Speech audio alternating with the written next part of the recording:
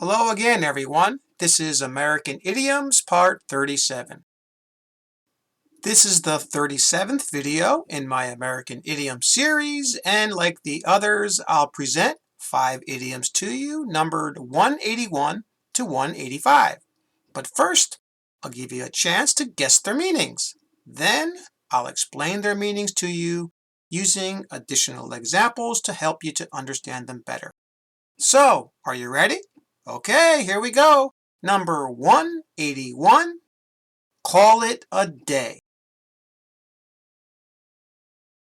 And the example is, after working on my research paper for 6 hours straight last night, I decided to call it a day and get some sleep. Can you guess the meaning?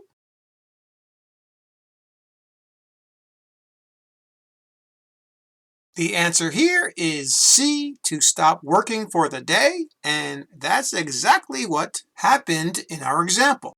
The person was working on their research paper for 6 hours straight the night before, and then they said that they decided to call it a day.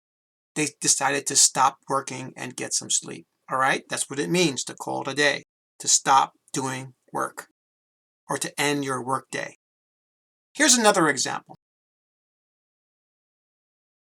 Just when we were going to call it a day, we got a call from our best customer for a big order, so we had to continue through the evening. This is a case where they couldn't call it a day because they got a big order, right? So they couldn't call it a day, they couldn't end their work for the day until they had this big order in. This is how it's used. All right, number 182. Do a number on. And the example is, I hit a deer with my car coming home last night, and it did a number on my car. Can you guess the meaning?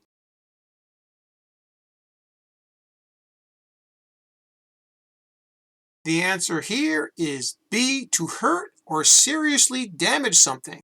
And in our example, the person was coming home at night and they hit a deer by accident, and it did some serious damage to their car. That's what to do a number on something means. And if you have ever seen a car that hits a deer, you can see how much damage it can really do. Here's another example. I thought the play that I saw last night was pretty good, but the critics did a number on it in their reviews, so I don't think many people will want to see it.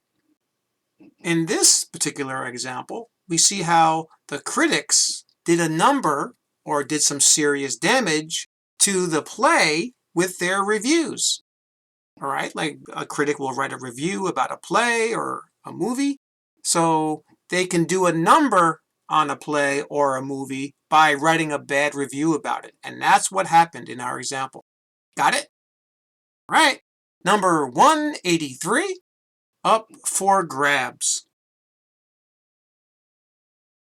And the example is, I know you want that job, so you really should apply for it while it's still up for grabs.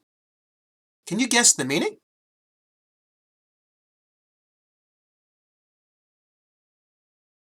The answer here is something that is available, and that's what it means if something is up for grabs. It's available.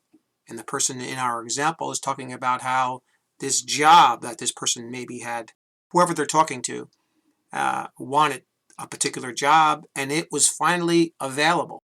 So they should go for it. They should try to get it while it was still up for grabs, while it was still available. Here's another example. Congress should change a lot this year because many of the seats are up for grabs in the next election. Now, in America, Congress, which is actually the Senate and the House of Representatives, can change with an election if many seats are available, meaning that, let's say somebody retires or there is an election in some state where it's very close. So they could change depending on who the people vote for. All right, so in our example, it's saying that this year, there were many of these, let's say, spots that are up for grabs, that are available. Some years they're not up for grabs, all right? But this is how it's used, okay? To be available. All right, number 184. Wear many hats. And the example is, ever since I created this website, I've had to wear many different hats, and it's been very challenging for me. Can you guess the meaning?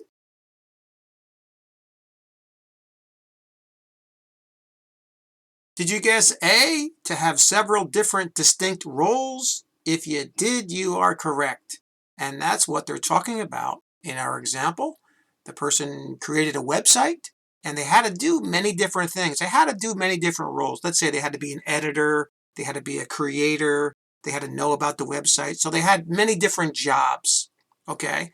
Distinct roles. That's what it means, to wear many different hats. Here's another example. Our boss is very experienced in the engineering field because he has worn many different hats in the industry over the years. In this case, the person is talking about how experienced their boss was because he had done many different roles in the engineering field.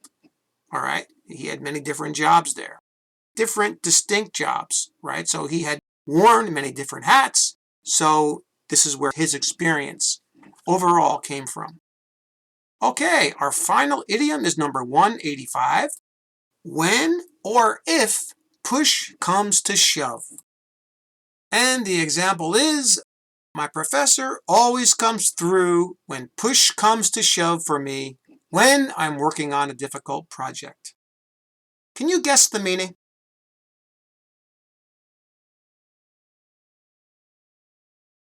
The answer here is C, when it becomes necessary to act.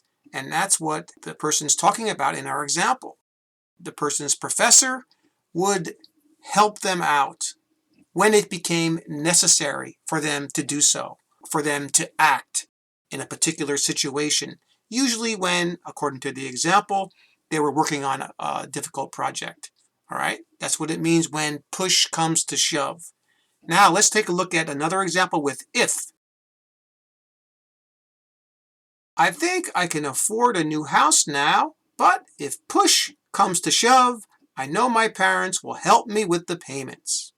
In this case, if it becomes necessary that this person could not pay for the house, their parents would help them out, okay, if push comes to shove, if it became necessary for them to act. That's what it means. Got it?